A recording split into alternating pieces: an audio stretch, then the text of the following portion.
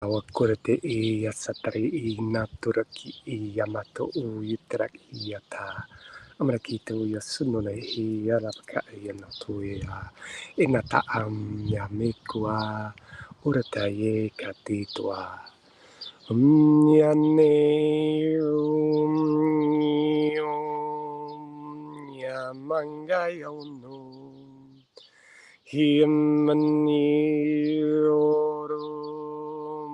Yanayam Kyam Yanayo Turanayama Hyanawahe Nawahe Kumyano Humnahea Kyam Naho Humnahea Kyam Naho Kumyane Haya. Namaste, God, morning, beautiful beings, grand rising. I haven't been on for these sunrise sessions for a little while, and I felt like I've been up since 4:30 today, and I've done all my practices, and I thought I'd love to come in with a free flow, not holding the phone, and just go back to where we started with all this. This is my joy. Press live, see what comes with no idea at 1 minute and 44 seconds. So we're just going to flow and glow and see what appears.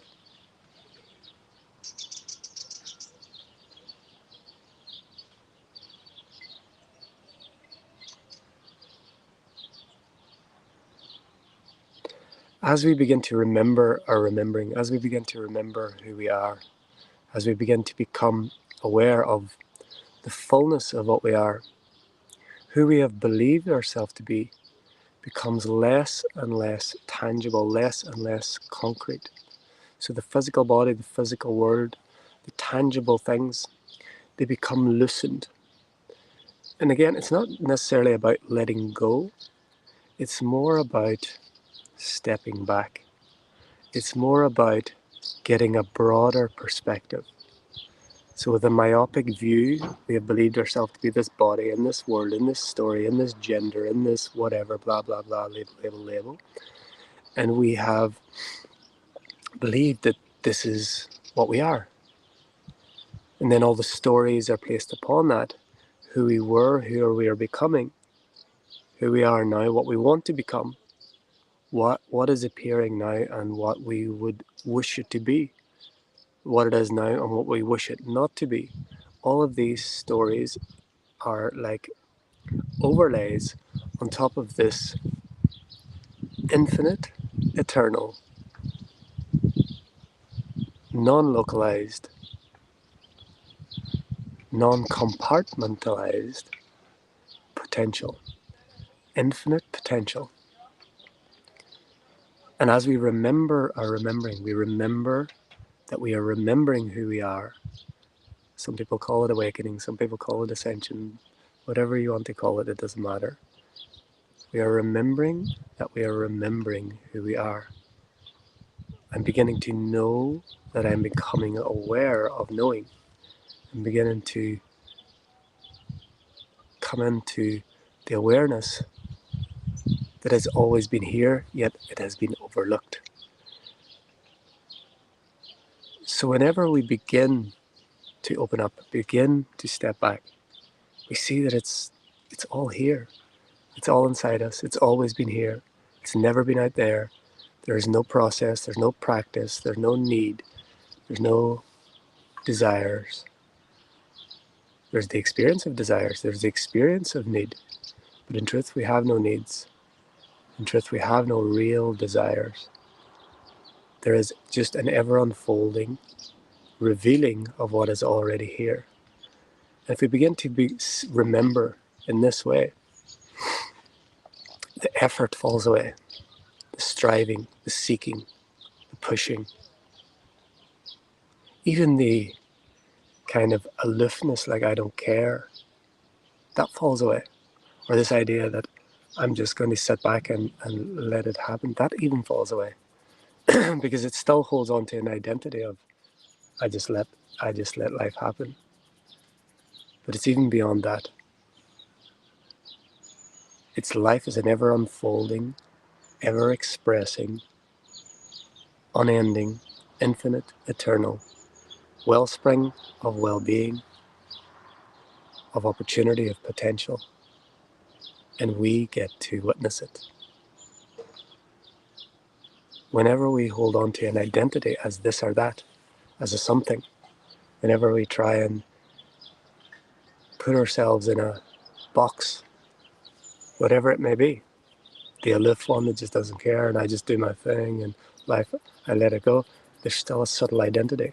Or I need to push, I need to strive, I need to seek, I need to awaken, I need to ascend, I need to become, I need to do this, I need to change the world, I need to, not to change the world, I need to hide. I can't be with other people, the energies are too much. All of these are just subtle overlay identities that we're placing in this hologram of infinite potential. And all of it is perfect and all of it is fine. But if we begin to realize and see and really embody that everything already exists within us, everything appearing supposedly externally is a reflection of us, and this hologram instantly shifts and changes according to our awareness, according to our belief systems, according to our words, according to our actions. And this is the paradox, that the hologram will reflect the cause and effect. If I lift this rock and drop it, that happens. But it's only happening in this relative reality. It's happening because I hold within this hologram the belief in cause and effect, the belief in gravity, the belief in that I can influence and impact this world in a way that is meaningful.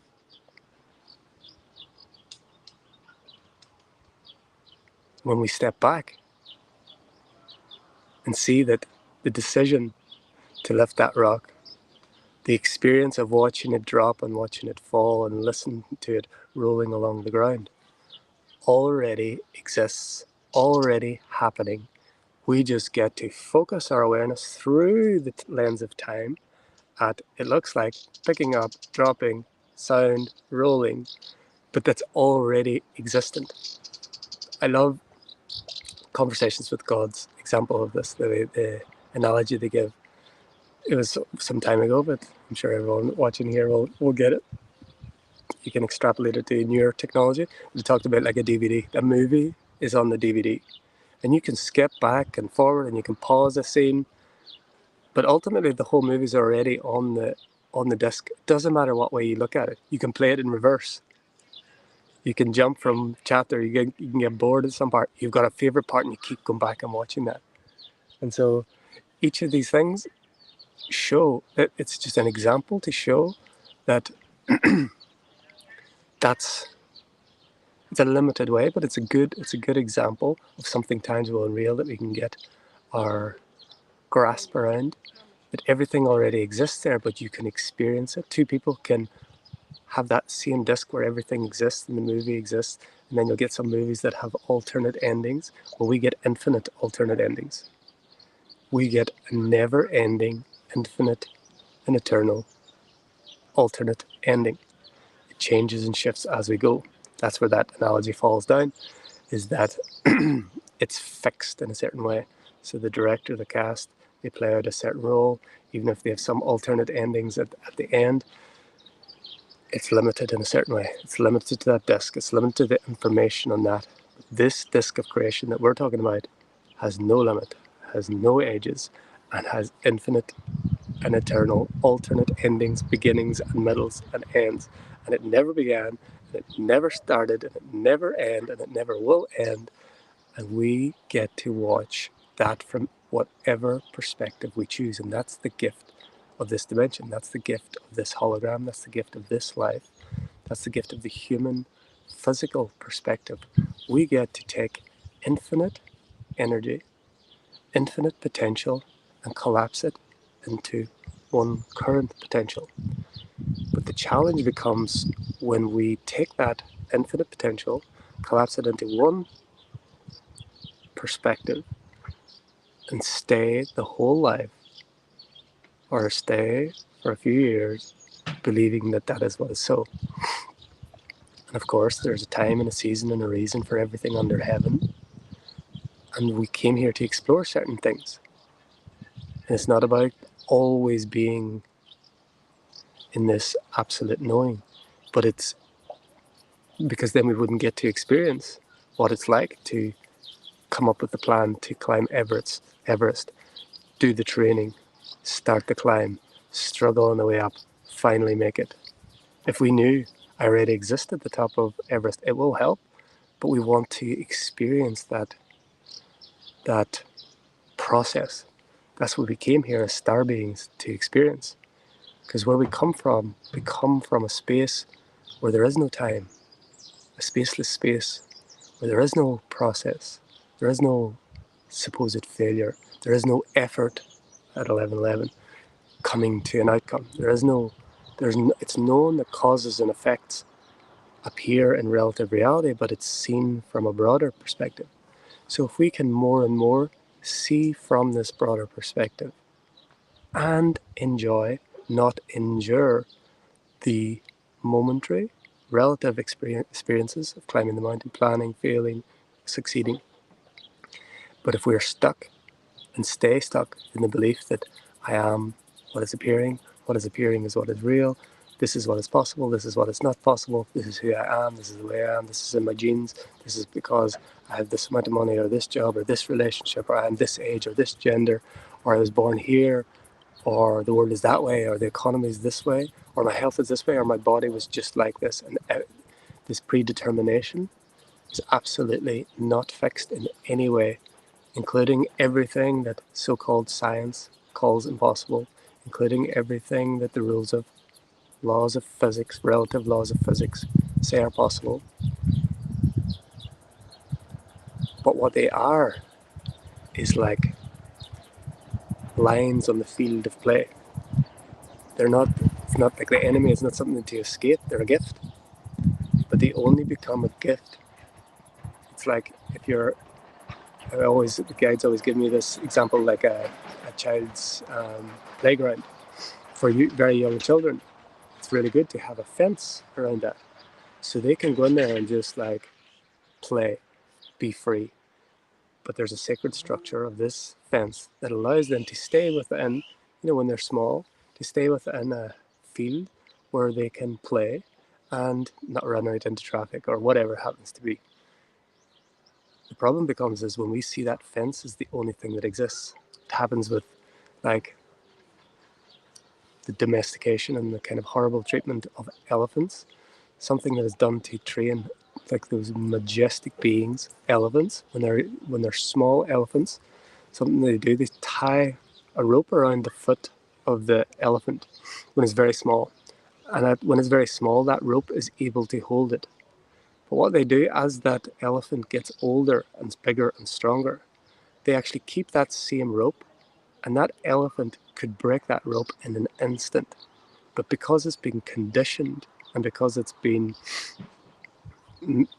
psychologically in the belief, I pull against this rope, it won't break, that elephant is able to be held when it's a giant, powerful, majestic being by a tiny rope that it could break in an instant. But because it's been conditioned and mind controlled and actually manipulated, it doesn't break the rope, and they're able to hold a giant elephant through mental coercion. Well, humans are like that as well. We get told at school or by parents, by society, wherever it is, this is what's possible, this is what you can do, this is how you behave, this is when you sit, this is when you stand, this is what you do. And then we hold that like the elephant. And then this rope that we could break instantly and easily is not broken because we hold this mental belief that I am bound by this belief system. So whenever we step back, we begin to see the human, we begin to see the rope or the chain, we begin to see the mental baggage, we begin to see that conditioning that said, this is what's possible and this is not. So I stay in this sphere and I stay under this ceiling of potential. And just like the elephant, all I'd have to do is like literally take a step. And that rope would smash and it would be free. For us, it's energetically, it's through beliefs.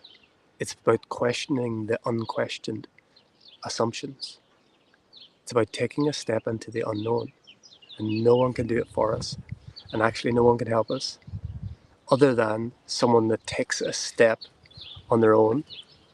They take a step, and by you seeing them, be like an elephant, another elephant. Somehow, one of these elephants, big elephants, somehow breaks that spell of conditioning, takes a step, and boom, smashes the rope with ease. And then another elephant sees that. That elephant didn't heal the other elephant. It took a step into the unknown, broke a potential, and then what happened? It's in the field.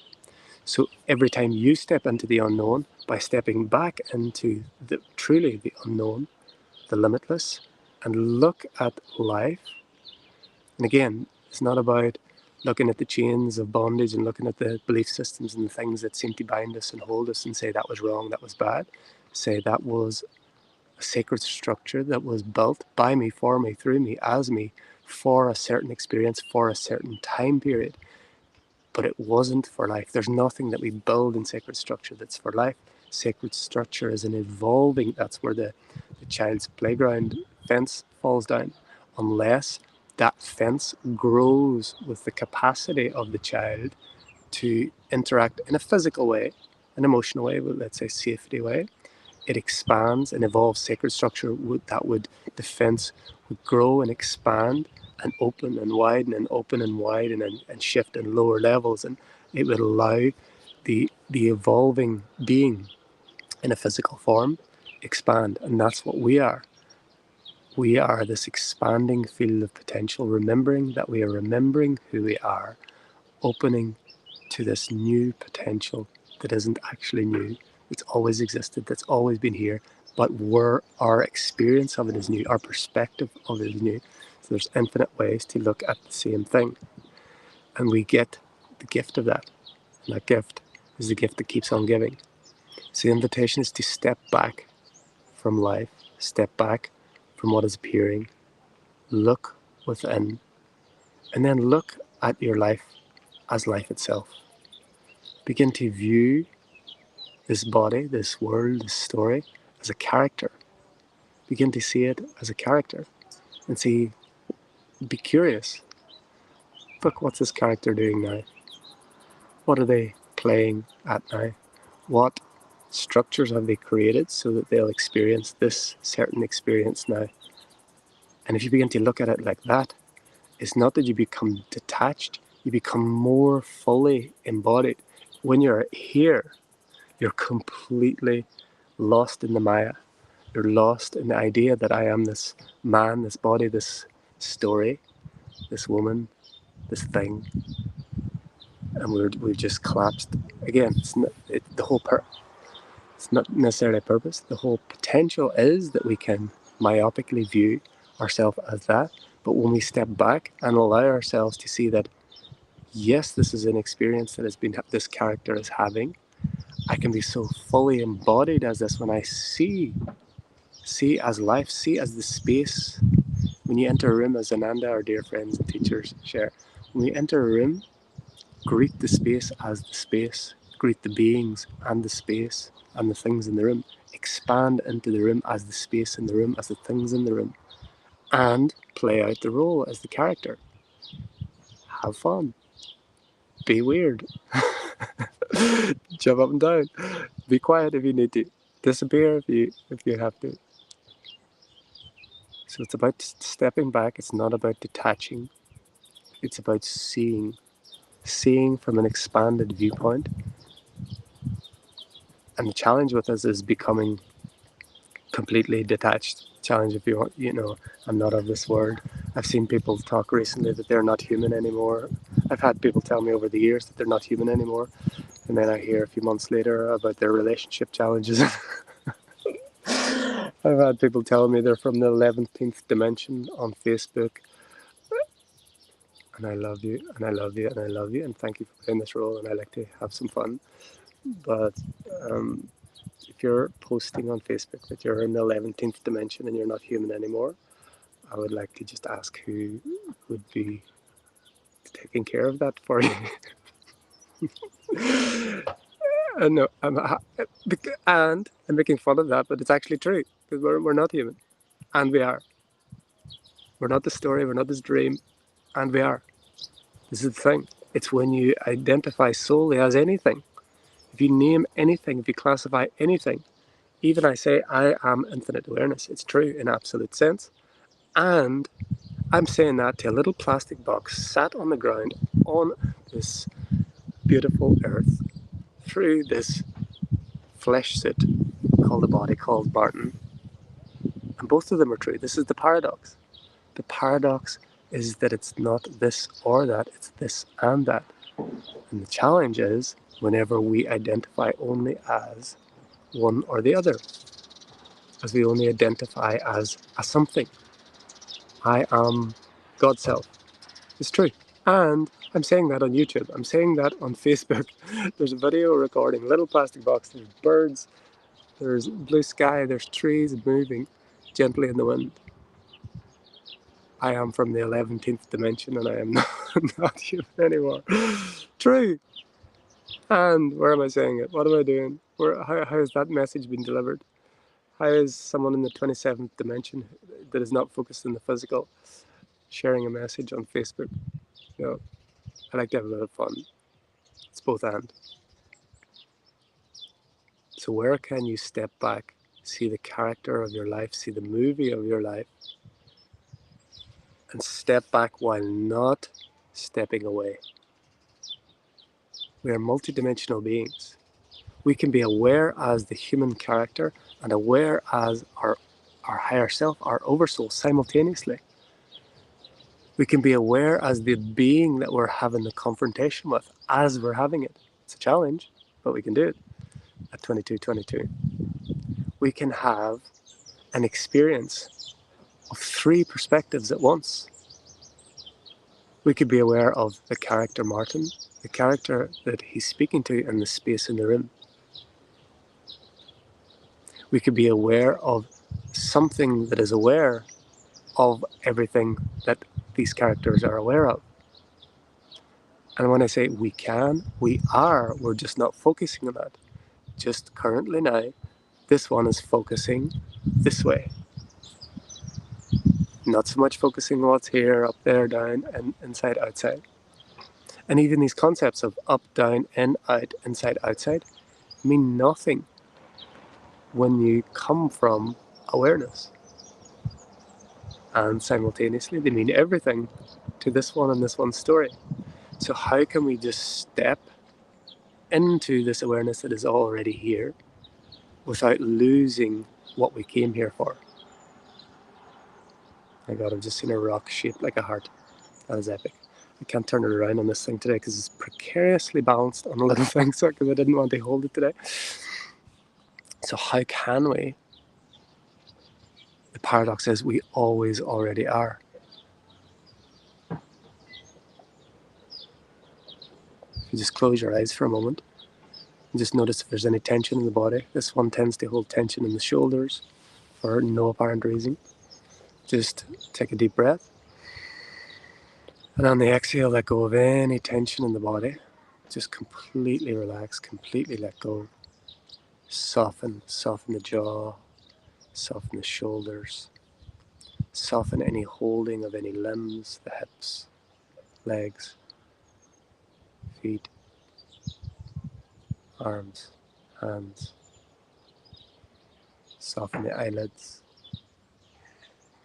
soften the lips. Relax the very tips of your hair.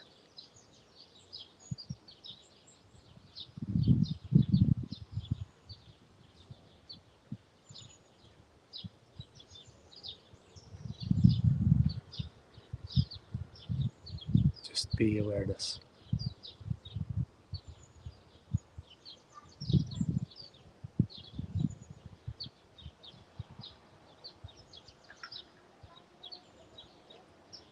In a moment, you're going to count back from 3 to 1. You're going to open your eyes. 3, 2, 1. Open your eyes. Now, how do we do this thing called be multidimensionally aware? We just did it. If you followed along, there's a very high possibility that you were aware with the eyes closed of wherever your body was touching the ground or a bed or a seat. You were very likely aware of sounds that were actually not the body or not your surround, but outside sounds, maybe sounds of traffic, sounds of birds. If you're outside, you may have felt the wind. I could feel wind. And you could become aware of the space in which that all appears. And then we open our eyes. And just look, this is in the book, A Life of Bliss, A Living Transition. Whenever you open your eyes, how long does it take you? Just look at what's around you now.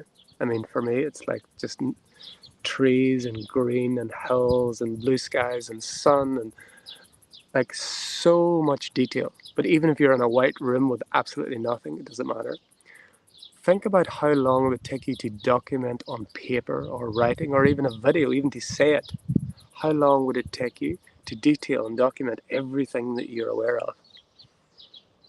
And yet, you're aware of everything. Effortlessly, instantly. I think in the chapter, I don't know if we've got to that chapter in the book, if we've already done it or it's coming. I think it's in the blink of an eye. It's called.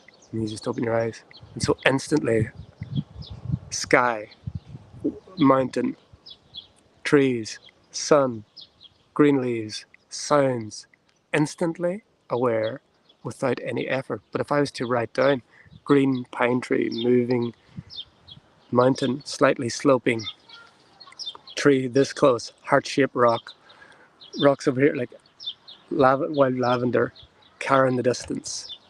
All of these things are instantaneous. And these are physical things we're talking about. But we are simultaneously aware multidimensionally of aspects of ourselves that are not focused in this physical. It's just we are in the process of remembering that. That's what deja vu is, that's what remote viewing, by location, all of these things. We just become aware of ourself, our consciousness, our awareness in another perspective. And it's as instantaneously as opening our eyes. For some, it'll be a feeling. For some, it'll be a knowing. For others, it'll be visual. For others, it'll be auditory. It could be smells. It doesn't matter. How often have you smelled something and it instantly transports you to something in your childhood or another memory? How does that happen? Because everything is now. The smell is a trigger that activates your potential awareness to look at that part of the timeline. Deja vu, the same thing. Past life things, future life things, all the same. So these triggers come, so like a smell comes, but we don't actually have to wait for these triggers. We are the source. So the invitation is, again, even saying step back seems like it's something you have to do. There's not. It's like, stop doing that thing that we're doing that we don't know we're doing. Don't do the thing that we're doing that we don't know that we're doing. That's easy, isn't it? No. What is happening is we are doing a thing that we don't know we're doing that stops us from being aware of all the things that we already know.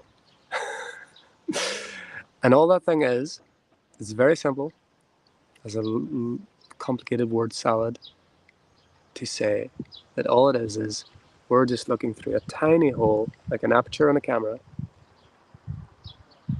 and all it is looking here. Again, this is not a happening. This is just, we choose to look through like this. When we look like this is what happens with ayahuasca and some like other sacred plant medicines. You're looking like this, and what do? Temporarily, they open that up. but importantly, it's temporarily and it's artificially. We don't need those. These are all tools that allow us to see temporarily, artificially, what is already there. But again, we don't need them. They're just tools to remind us that we are remembering. Okay, so that's 30 minutes. Let's leave it at 30 minutes for today. I'm going to check comments. Good morning, beloved Katrina. Oh, joy, joy. Good morning. Joy, joy to you. Beautiful. Majin, Mai, Mokara, Jennifer. I hope I called you sister, not brother. Jennifer, and that just came now. If that is, I hope you can confirm if that's sister. It's many years since I did my Irish. I really did not like the teacher. Something stuck. So let's leave it there. This has been the Grand Rising morning sessions. Happy to get this flow and happy to not be holding the camera. And the sun is just coming through and I can't really avoid it anymore, so it's getting a little bit bright. I was able to use that tree for a while. So we'll be back today at sometime, either 3:33 or 7:47. I think it's going to be 7:47 for our next Yeshua session. If you haven't been following along with those videos every day, we're on chapter 22 of the book, A Life of Blissed Living Transmission, in which Master Yeshua made a surprise guest visit into the book, which we weren't aware of. I wasn't aware of until it happened. And we're on session 7, I think, today. Not sure how many of those sessions will be, as long as there are. So we'll see you there live. I'm also sharing, so I'm on this pranic journey for the last 3 months, where my physical hunger disappeared on the 7th of April. So I've just been having liquids for that time. And I'm in this process, if you're interested in this sort of thing, I'm in this process of rebuilding the sacred temple. So getting really back into yoga and physical practice. So 6 days a week, pretty much every morning, I'm doing this 369. I've been given this 369 process.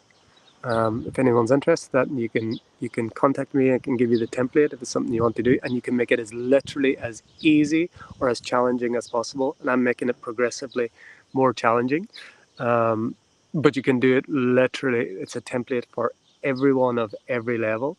And if you're interested in that, you can message me, and I will send you the template of 369, and you can design your own sacred temple rebuilding, and it can be done in as little as, I suppose,